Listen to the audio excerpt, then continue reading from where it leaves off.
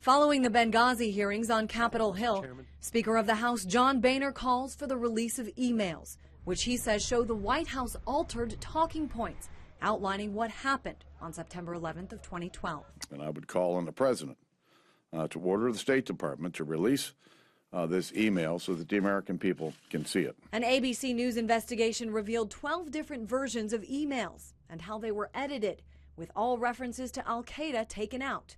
Also removed any mention of CIA warnings about the terror threat in Benghazi before the attack. I think the perception is that this administration was concerned about the election at the time of Benghazi, and that's all they were concerned about.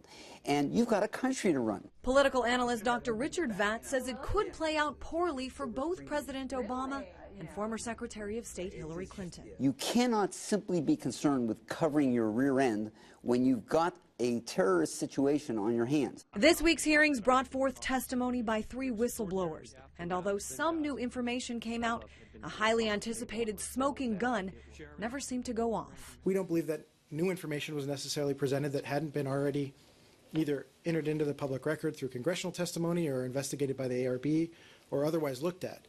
It's becoming more and more clear that when it comes to the investigation into what happened in Benghazi, the political wheels were spinning almost immediately, with both Republicans and Democrats looking to minimize the damage and maximize the opportunity.